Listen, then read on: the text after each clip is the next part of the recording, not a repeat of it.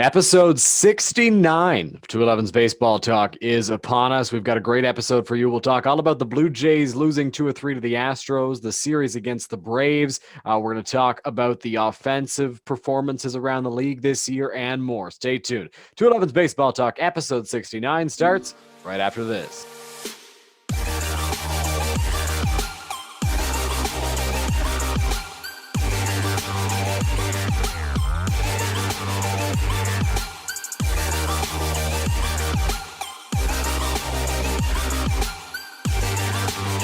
That was Balanced by Infinite, walking you into episode 69 of 211's Baseball Talk. My name is Dylan Baker. Joined beside me yet again is my dad, Chris. How you doing today?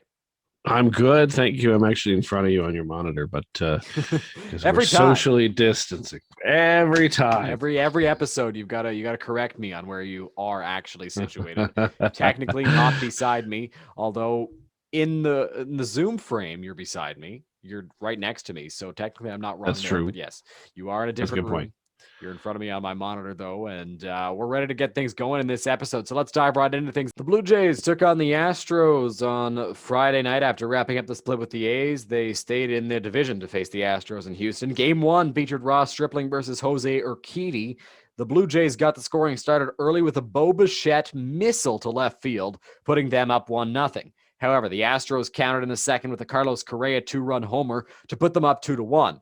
That was followed by a bases-loaded walk by Ross Stripling, which would not be the last for the Blue Jays on the weekend, and that put the Stros ahead 3-1. In the third, Danny Jansen kept it close by hitting his second home run of the year and second in as many games. Jays are down 3-2 at this point. In the bottom of the fifth, though, Yuli Gurriel hit a 2-run shot to put Houston ahead 5-2. Sixth inning now with Miles Straw, the fastest Astro at third. Michael Brantley lined a ball to left field that Jays left fielder Lourdes Gurriel Jr. caught flat-footed. He stayed that way and fired a strike to the plate to throw him out. In the seventh, though, is Yuli Gurriel again, making it 7-2 with an RBI single, which Kyle Tucker followed up with an RBI double. In the eighth, Alex Bregman doubled, scoring one. Yordan Alvarez grounded out, scoring another, which Yuli Gurriel followed up with a sac fly to make it 10-2 Houston. In the ninth, Teoscar Hernandez got a couple back with a 2-run shot, but that would be too little too late for the Blue Jays. Game 2 in Houston had Steven Matz on the bump against Christian Javier as the Jays looked to even up the series. Once again, Toronto was on the board first when Kevin Biggio homered to make it 2-0 in front of friends and family in the second inning. Then in the third, Danny Jansen homered in his third straight game as Jano was coming around to put the Jays ahead 3-0. That was followed up by Randall Grichuk with a 2-run double to give the Jays a 5-0 lead.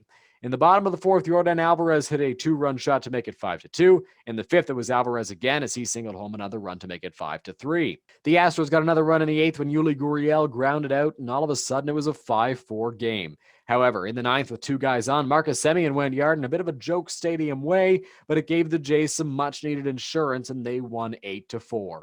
In the rubber match on Mother's Day, the Jays sent Nate Pearson to the mound against Zach Greinke. Remember how I said Ross Stripling's bases-loaded walk wouldn't be the last of the weekend? Well, Nate Pearson in the second inning had no command and walked Michael Brantley with the bases juiced to put Houston out in front 1-0. In the bottom of the third, Kyle Tucker tripled to score one, and then Robel Garcia singled him home to give the Astros a 3-0 advantage. In the bottom of the fourth, Jose Altuve hit a solo shot. Then Kyle Tucker followed it up with a 3-run bomb to make it 7-0. In the top of the fifth, the Jays got some of the runs back as Rowdy Tellez hit a moonshot to make it 7-1. Then Bo Bichette doubled to the gap, scoring 2. Vlad Guerrero Jr. then singled to score Bo and make it 7-4, but that is where things ended up. Jays drop 2 of 3 in Houston. Obviously not a great series against Houston. What were your thoughts on it? Yeah, it wasn't a great series against Houston. I thought there were some shining spots in a couple of spots there, but for the most part, it wasn't the best series. Pitching performance wise, not great is the best way to put it. Yeah. And the offense just wasn't there. You didn't see too much, at least not where it needed to be anyway. And so, I think obviously we're going to talk about series after it, but that was not the shining moment for the Toronto Blue Jays this season. No, it was not. And you know what? We're going to talk about Nate Pearson once we recap the Braves series. And I was hoping we weren't. We're going to talk all about what happened in the Houston series more in depth. But Marcus Semien stayed hot. That's a positive if you're looking for one. The Jays did score 8 runs on Saturday, but like you mentioned, not where the offense was nowhere to be found on Friday, and then on Sunday it was too little, too late with Pearson on the mound. Following the Houston series, the Jays had Monday off. Then Tuesday we're in Atlanta taking on the Braves with Robbie Ray on the bump against Bryce Wilson. Atlanta got the scoring started with an Ozzie Albies single to make it 1-0. Then in the third, Ronald Acuna Jr. went deep to make it 2-zip Atlanta. No scoring until the sixth when Vlad Guerrero Jr. laced a homer to right to tie things up. Just when it looked like the Jays weren't going to be able to solve Atlanta pitching. In the bottom of the sixth, though, Marcell Ozuna went yard off of Robbie Ray, who struck out 10 in the game, to put Atlanta back out in front 3-2. Determined to get back in the lead in the eighth following a Jonathan Davis leadoff double. With him, Marcus Semien and Bo Bichette on, Vlad Guerrero Jr. singled to tie the game. Then Teoscar Hernandez squibbed one to first, and Freddie Freeman didn't really know what to do with it, so everybody was safe, and the Jays took the lead. Bases still loaded, Cavan Biggio drew a walk to score another, and the Jays were put out front 5-3, and they would win by that score despite an adventure in the ninth inning with Jordan Romano on the mound. In game two, it was Ryu versus Max Fried in a battle of aces. The Braves got on the board in the fifth inning when William Contreras homered, and the Braves are out in front 1-0. In the sixth, Marcus Semien kept his hitting streak going with a double to tie the game. Then in the seventh, Teoscar Hernandez gave the Jays the lead with a home run to center. And then in the ninth, Teoscar destroyed a ball to left to extend the lead to 4-1, which would be the final score as the Jays took the first two. In the finale against the Braves, Ross Stripling took the mound versus Charlie Morton. In the bottom of the first pitch, Ronald Acuna Jr. led off with a home run to make it 1-0. With Freddie Freeman and Ozzie Albies on, Ahire Adrianza singled to make it 2-zip Braves in the first. In the second, Jonathan Davis had a bloop single to cut the deficit to 1. Then in the fifth, Bo Bichette laced a double to score Reese McGuire to tie the game at 2. Then Teoscar Hernandez singled to give the Jays the lead at 3-2.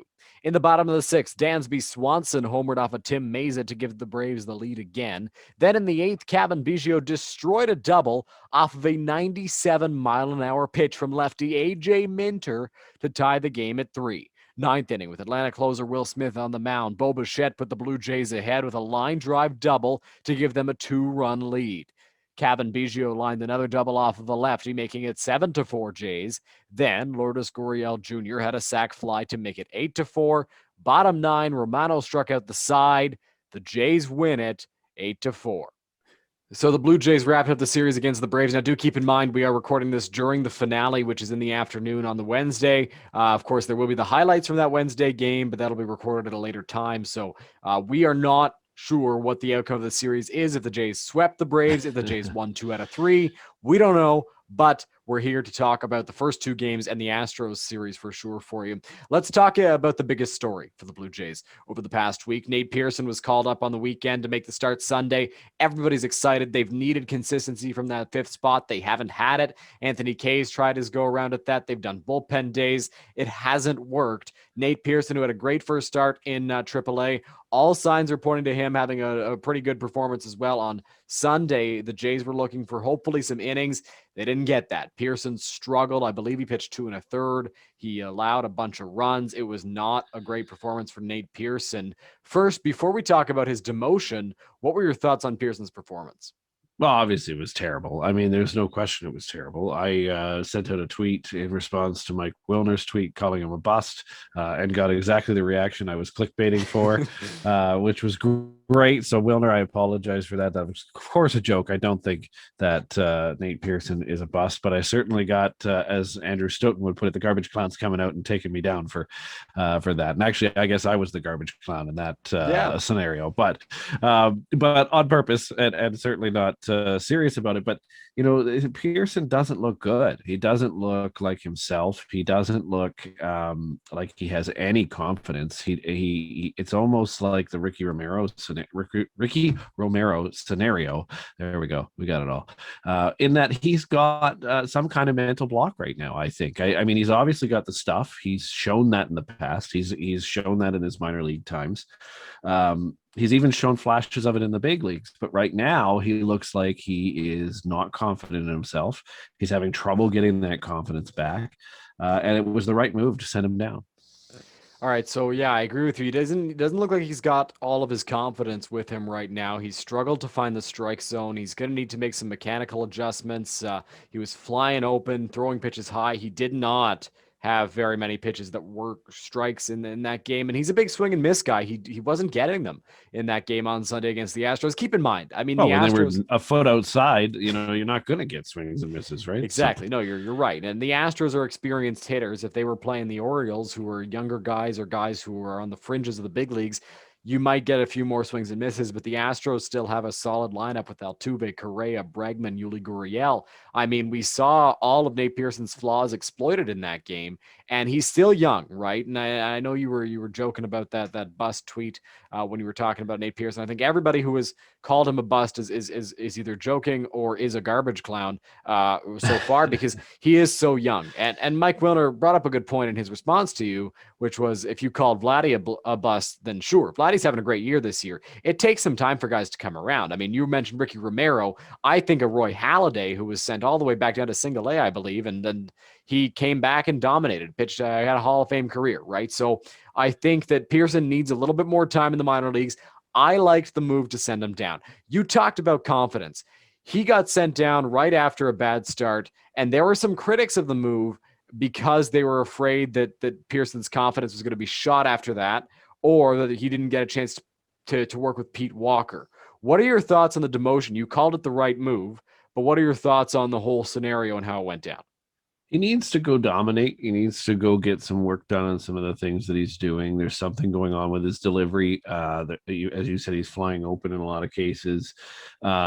It's not just a confidence issue. And I do get the point and the take that perhaps, being sent down right away is a bit of a confidence knock. But at the same time, for those guys that have been in sports and that have been, doing these sorts of things, working with sports psychologists, one of the things that you see all the time is that these guys get a chance to work things out mentally down there too, right? And I think even though initially mentally it probably hurt a lot, I think it's still the right move. It's the right move to get him. He needs some dominant starts down there. I mean, look what Manoa's doing down there. I mean, that's got to feel great. He's going to come up with a bunch of confidence. So, we need to see some of that from Pearson too. That'll help him get his confidence back. And working with the staff, the organization doesn't just have Pete Walker; has a lot of good staff in it, a lot of good development teams. So, he's not going to be left to toil away on his own and try to figure it out. There's going to be a specific plan, and that plan is going to be in AAA.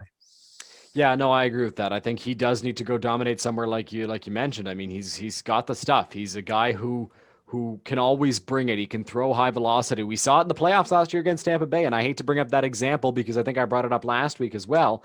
He dominated over 2 innings, struck out 5 batters, got a ton of swings and misses in those 2 innings, and he didn't get that in Houston. He struggled with against the Astros, and I think that some time in AAA where he will likely have a fair amount of success will be huge for him because it'll boost that confidence. And you mentioned Alek Manoah. Alek Manoah, we're going to talk about him later, is a very confident guy to begin with. But all these performances have certainly added to that confidence. And I really like what I've seen from Manoah, but we'll talk about that a little bit later. I like the move to send him down to AAA. Everybody was criticizing it, saying it was too quick or that it's going to shoot his confidence. I don't mind it. I think it's an okay move, and we'll see if it pays off for the Blue Jays because something wasn't right with Nate Pearson and they've got to fix that. You talked about how it's not just Pete Walker in the organization. Absolutely. I mean, Simeon Woods Richardson came over last year or 2 years ago, sorry, and immediately turned things around in Dunedin. He was still very good in Single A with the Mets, but he hit another level when he got to Toronto, and as did Thomas Hatch, who in 2019 was putting up some not so great numbers in Double A, which is why the Cubs are willing to part with him for David Phelps. And then he just hit another level once he got into Double A New Hampshire, dominated there, had a great year last year. He's hurt right now. And speaking of hurt players, we've got some injury updates coming from Charlie Montoyo. Thomas Hatch is throwing 2 to 3 innings in a simulated game today, which is Thursday. That'll be good for the Blue Jays as they continue to look to shore up that rotation. George Springer is starting to run today as well, so that's a good sign for the Jays. He started running yesterday. He's taken BP. Anthony Castro still feeling some tightness. Alejandro Kirk hitting off a tee and throwing. Running will be his biggest hurdle, they have said. So we'll see how that progresses. But good news on the injury front. Who do you think? Obviously, George Springer is going to be huge for the Blue Jays when he comes back. Do you think that Thomas Hatch, once he's ready, can have an impact on this team? Well, for sure. I mean, they're having trouble filling the spot where Pearson filled in and Kay filled in, and it's just yeah, Hatch is going to be huge for the team when he comes back. I think Springer's going to be huge, and even Kirk is going to make a significant contribution. Running is always his issue, but I think he's probably. I know what you're saying by getting running going, but I think he can make an impact as well when he's back. Yeah, absolutely. And I think that even though Danny Jansen had a homer in three straight games, I think it was this past week, he's he's not an offensive catcher like Alejandro Kirk is. And I say offensive catcher not in the sense that he's only offensive. He can catch very well as well. He's good behind the plate. Robbie Ray loves to pitch to him, and we're doing whatever to keep Robbie Ray pitching the way he's pitching right now because he's been awesome, and we'll talk about that next. But I think Kirk is going to be huge for the Blue Jays when he comes back. Reese McGuire's putting together some good at bats, and I mean, Danny Jansen, he's very good defensively, and that's really the only thing keeping him on this team. That and the fact that he and Hyunjin Ryu have such good chemistry when he's on the mound. So, I mean, I am very excited for Kirk to return. Thomas Hatch, I cannot be a bigger fan of Thomas Hatch. I don't think there's anybody who thinks of Thomas Hatch in such a high regard like I do. Maybe Pete Walker, actually, who mentioned that Hatch could pitch some big innings for them in the future in the playoffs, maybe down the road. I think Hatch will be huge. And I think that once he returns, he will likely be slotted into one of those rotation spots to see if he can do it. He's probably going to get some starts in AAA before he does, but I think that he's going to be thrown in there, and they're going to give him every opportunity to prove his worth in the rotation because they envision him as a starter. This is a guy who throws right around 97 consistently with the fastball. He doesn't seem to overwork himself. He looks like he knows how to work his stuff. He knows what he has. He knows how to use it to his advantage. I think that's awesome, and I am really excited to see what Thomas Hatch can do when he's healthy. So I very much look forward to his return. I think the Blue Jays do as well because they need that rotation help, and he can provide it. So I'm excited to see what Hatch can do. George Springer, I'm hoping he'll be back next week. My prediction, and I know we probably shouldn't be giving out predictions for George Springer's injuries because we never know when they're going to pop up. I think, and I'll let you weigh in next, I think that George Springer will be back for the series after our next podcast. What do you think?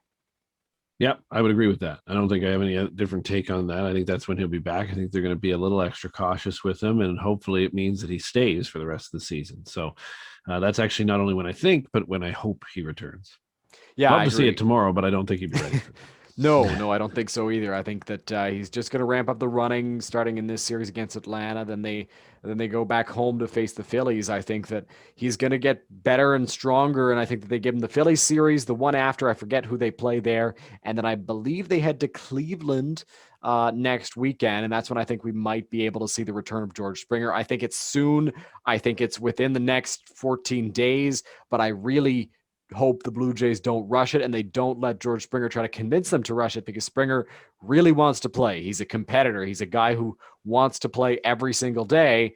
And that desire can sometimes infringe on the progress that he's making with that injury. So hopefully that does not happen as he tries to return from another. The Blue Jays have two free agents and pending free agents who are making an impact this season, Marcus Semien and Robbie Ray. Now, I know it's very early in this season. Semien has really heated up for the month of May. Now on a 12-game hitting streak as of this afternoon. He's looked really good. He's been great defensively. Robbie Ray is a guy who has been a real bright spot in that Blue Jays rotation. He threw 33 strikeouts to one walk in his last three starts or something like that. He's been crazy this year. He's been a guy who couldn't throw a strike before when he was in Arizona, who comes to the Blue Jays and is now all of a sudden hitting the strike zone consistently. And his velocity is ticked up. He's looked really, really good. Both of them are free agents at the end of this year. We've talked in depth about Robbie Ray and what he means to this rotation, how good he's been. Do you think that the Blue Jays should be offering a contract at the end of this year to either one of these guys for a couple of years? Yeah, I think they should offer for both. I mean, obviously, we're not paying Robbie Ray enough because he's wearing his T-ball pants, but but I think that they do need to expand his pants as well as their contracts, and maybe extend them if they can do it earlier on before the end of the season, which might be easier than doing it. Well, maybe not. If they want to go to free agency, it might be easier for them to do that, but. Anyway, I think they should make a concerted effort toward it, and certainly, long term would be nice to see both of them in a Blue Jay uniform. Yeah, I think it would be good. My only reservation with Marcus Semien is I'm fine with offering Ray a contract. I like Marcus Semien. I think he's an awesome piece for the Blue Jays, and I like the leadership he brings as well. But they've got Austin Martin and Jordan Groshans who are in the minor leagues and who are making their way to the bigs. I mean, Martin and Groshans have both been off to pretty good starts in Double A New Hampshire. So I think that they're soon going to be in the big leagues. And if Semien is looking for a 5-year contract type deal after this season, I don't think the Blue Jays offer that. I think the only way you do offer those types of deals, or sorry, the only way you do offer them a deal is if it's 2 years, 3 years max. I mean, Simeon is not going to have a place to play if Groshans and Martin are anything like what they're supposed to be, what they're expected to be. So I don't know if I offer Marcus Semien a contract, despite the fact that I love having him on the team. And I'll talk more about how much I love having him in his recent performance in a little bit. But I think that he's been a really big bright spot. I don't want to offer him a contract though, because of the young guys that are coming up. Robbie Ray, I wouldn't be opposed to giving him a 3-year deal, maybe, if he can keep this up, because if he's hitting the strike zone, he's getting strikeouts. That's awesome for the Blue Jays. Yeah, absolutely. Absolutely. Good take on that. And Alek Manoah is another guy in AAA who has been having some success in the minor leagues, I should say, because not everybody in AAA has been having some success. The Bisons won 12-0 in their game last night when Alek Manoah was on the mound. He threw 5 no-hit innings, allowed a hit in the sixth, and then was done after that, struck out 5. He has dominated in AAA, which has caused a lot of fans to want him in the big leagues now. I have joked with people that I think he should be in the big leagues for his next start. I don't think he should be for the next start. I personally believe that July 15th is my prediction last week on the show. I think that timeline might have been accelerated a little bit. Ross Atkins talked about in spring training how Manoah is accelerating his timeline quite a bit.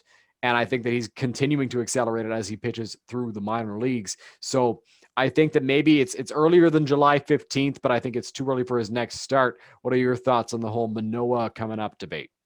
Yeah, I think he's almost ready for sure. I don't know that you bring him up for his next start either. I wouldn't say that, but definitely within the next few starts and maybe even July 15th if you wanted to push it out that further.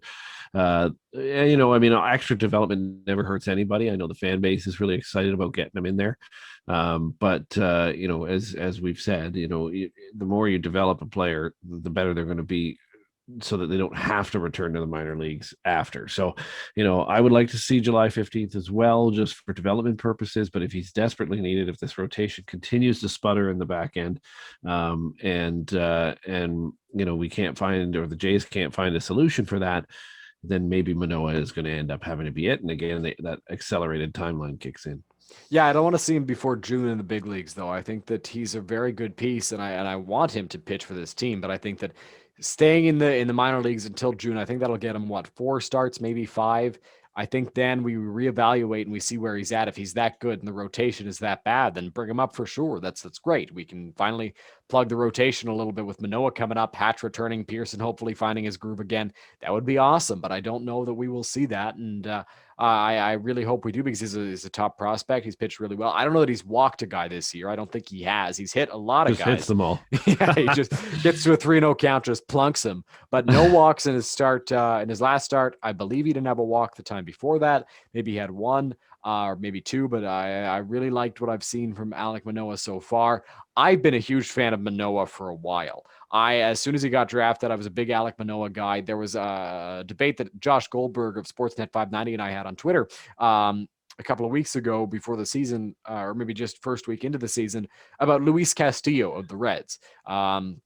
Great young starting pitcher, 3 years of control. He was asking, would you offer Alek Manoah? I said no.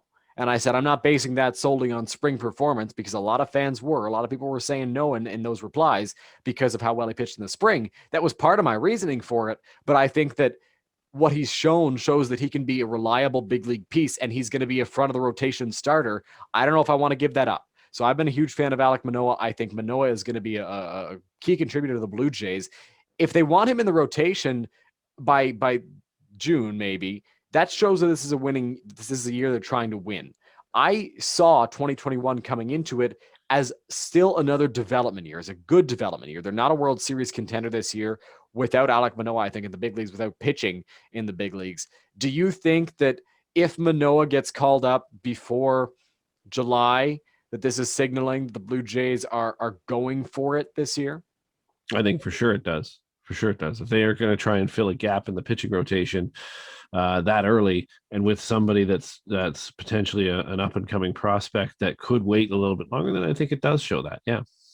Yeah, and I think the players really want to win. They see this as a winning year, but I think a lot of fans, and myself included, see this as more of a development year. I don't think they're World Series contenders yet. I think they can be next season. And I think that if Manoah pitches the way he's been pitching in AAA, which obviously is not sustainable over a full 162, but pitches close to that, I think it's going to be huge for the Blue Jays, and I believe that they will have runs in the future. I don't think that this year will be the year for that. All right, moving on now to our final part of the Blue Jays coverage on the show until we get into our prospect watch later on. The two best and the worst. Who is your best pitcher from the last week in Blue Jays baseball? Well, it was great to see Ryu come back last night. I thought he did great. Excellent outing, getting all the way into the seventh inning and finishing the seventh. So I'm giving that to Ryu. That's always a reliable choice. He struggled in Oakland in his last start, but seems to have found himself yet again after that start against the Braves. Looked really good. Just to be different, I'm going to go with Robbie Ray because he had another good start against the Braves, allowed 3 runs, but it's been pretty consistent. He allows 3 runs, strikes out 10 guys. He had a really great quote, I thought, after his performance against the Braves. He said, all you got to do with this offense is keep them close and they'll win the games. That's what he's been doing. And he struck out 10 guys. He walked 1, and really that walk was a hit by pitch, but the umpire missed it, and there were 3 balls. So it was ball 4. That's fine. Robbie Ray seems to be a new pitcher this year, and I've loved what I've seen. Who's the best hitter for you over the last week in Blue Jays baseball? I'm going to give it to Mr. Jano. I'm going to do it. Again? You did it last week, too. I did? Okay, Yeah. well, maybe I'll better take that back then. I'll give it back to Vladdy again, who's heating back up. We had a little bit of a slump there, obviously, for some of our week that we're talking about right now. But seeing him start to heat up and perform, certainly in the Atlanta series as well, has been nice to see, and I'll give it back to him. All right. Well, Vladdy, I think, has been the recipient of this award more times than anybody else, whether it's pitching or hitting. He struggled a little bit in Oakland and then a little bit in Houston as well, but he seems to have found himself again. A lot of ground balls, which I'm not loving because that was Vladdy's issue last year, but hopefully he can keep up the good performances. I'm going to give it to Marcus Semien. He's been the guy for the month of May for the Blue Jays, and he's on a 12-game hitting streak. I've loved what I've seen from Semien. He's come up clutch. He's had some hard base hits. He's making solid contact. He's done a really great job, and I'm happy to see it because he struggled a little bit at the start of the year. I think that I pegged him as my worst overall player for the Blue Jays in the month of April or something during one of the weeks. So I'm glad that Semien has kind of gone shame to flame a little bit and has been hot lately. So he's my best hitter for the past week in Blue Jays baseball. Who is your worst overall player from the past week? Well, I sadly need to give it to Nate Pearson, but I mean, with the caveat that I think he just needs to get some development in, and he'll be fine. And again, it might be a significant amount of development. We may not see him till July again, but I unfortunately have to give it to him this week. Yeah, I had planned this one out, and I didn't think of Nate Pearson right away because he's back in the minor leagues. But I think if you were to look at how everybody's performed in the past week, and then the expectations coming in, Nate Pearson is the guy to go to. Just so somebody else can get some. I don't want to say that because nobody wants to be the worst overall player from the past week.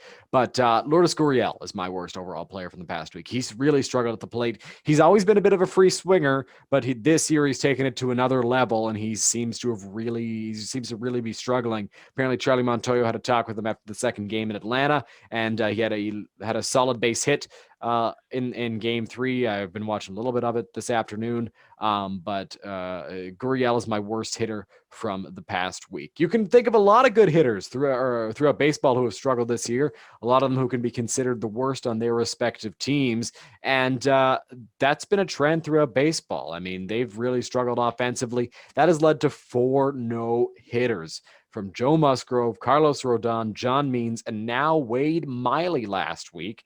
So a lot of no-hitters and very little hitting in baseball. In the minors and in the Atlantic League, they're doing a lot of experiments, and we talked about some of them when Smitty and Mitty were on the show a couple of weeks ago, including moving the mound back a foot in the Atlantic League and eliminating the shifts in the second half of the Double A season, I believe, is when they're doing that. Do you think that either of those moves are potentially the answer to baseball's hitting struggles?